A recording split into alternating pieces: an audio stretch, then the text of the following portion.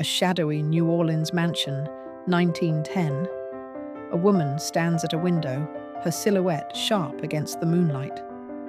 Her name is Mary Beth Mayfair, and she's not just the matriarch of a powerful witching family.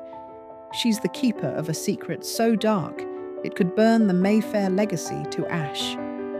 But how did a woman of such grace and cunning become the linchpin of a demonic pact?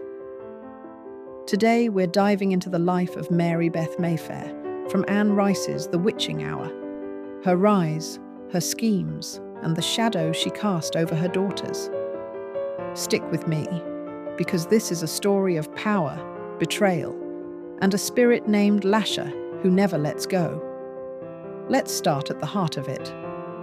Mary Beth wasn't born to rule, but she claimed that throne anyway. Born in 1872 to Julian Mayfair and his sister Catherine, Mary Beth grew up in the First Street mansion, surrounded by whispers of witchcraft and wealth. The Mayfairs weren't just rich, they were touched by something otherworldly.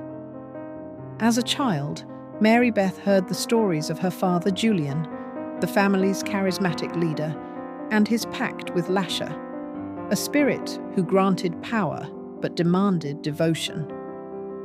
But Julian's death around 1891 left a void.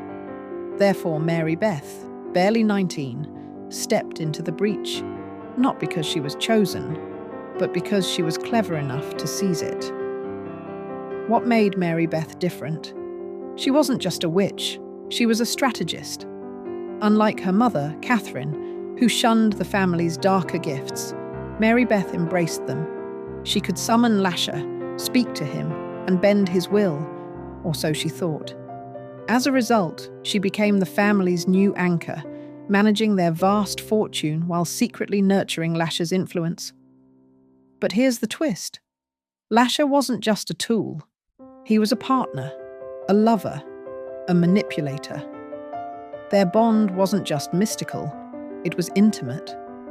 Straight from The Witching Hour, where Anne Rice describes Mary Beth's private rituals with Lasher, moments that blurred devotion and desire.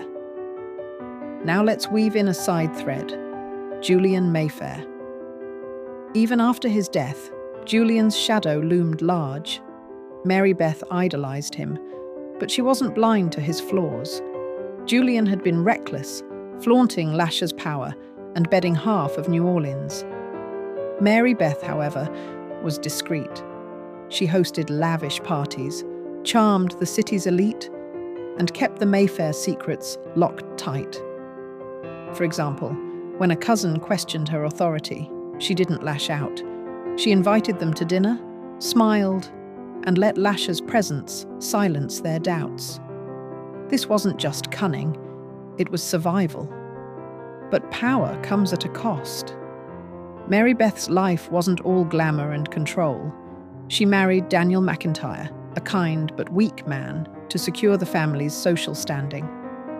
Their marriage produced 2 daughters, Stella and Carlotta, but Daniel crumbled under the weight of Mary Beth's secrets. He drank himself into ruin, and Mary Beth let him. Why? Because Lasher demanded her loyalty, and no one, not even her husband, could compete. In The Witching Hour, Daniel's decline is tied directly to Mary Beth's obsession with the spirit. Let's pause for a moment. Imagine being Mary Beth. You're the most powerful woman in New Orleans, but your strength comes from a being who could turn on you. Every choice you make, every spell, every deal, tightens his grip. This is the lens of our story. Mary Beth's dance with control and surrender. She wasn't just maintaining the Mayfair legacy, she was reshaping it, ensuring Lasher's hold on her daughters, especially Stella. Speaking of Stella, let's branch into her thread. Stella, born in 1901, was Mary Beth's wild child, charismatic, rebellious, and dangerously gifted. Mary Beth saw herself in Stella, but also something more. A vessel for Lasher.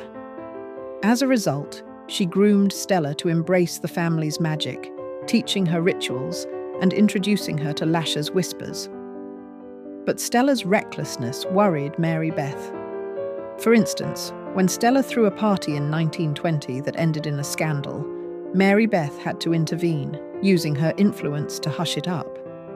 This wasn't just motherly protection, it was damage control for the Mayfair name. Now, let's address Carlotta, the second daughter. Carlotta was the opposite of Stella, rigid, devout, and hostile to Lasher. Mary Beth sensed this early on and kept Carlotta at arm's length. Carlotta's rejection of the family's magic created a rift that Mary Beth never bridged. Instead, Mary Beth focused on Stella, and later her descendants like Deirdre, ensuring the Mayfair line stayed tied to Lasher. This choice would haunt the family for generations. But then, tragedy struck. In 1925, Mary Beth's health began to fail. She was only in her 50s.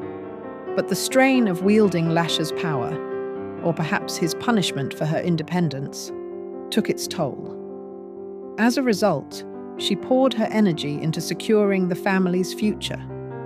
She wrote detailed instructions for Stella, hid documents in the First Street mansion, and strengthened the Mayfair Trust to protect their wealth. But Lasher wasn't done with her. In her final days, he grew more demanding, appearing not just in dreams, but in broad daylight, urging her to name Stella as his next consort. Mary Beth died in 1925, and the official record says it was illness. But the witching hour hints at something darker. Lasher's influence drained her, body and soul. Her death left Stella in charge, but also Carlotta, who began her crusade to sever the family from Lasher. The conflict loop Mary Beth opened, power versus peril, continued to spiral. Let's zoom out. What's the takeaway? Mary Beth Mayfair wasn't just a witch or a mother. She was a woman who played a dangerous game with a spirit who never plays fair. She held the Mayfair legacy together with grace and cunning, but at the cost of her family, her husband, and her own life. Her story isn't just about power. It's about the price of wielding it. And that price echoed through Stella, Deirdre, and every Mayfair who came after. So what's next? Stella's story is calling. Her wild parties, her tragic end, and Lasher's tightening grip. If you want to dive deeper into the Mayfair saga, hit that subscribe button and let me know in the comments, who's your favorite Mayfair witch? Until next time, keep chasing the shadows.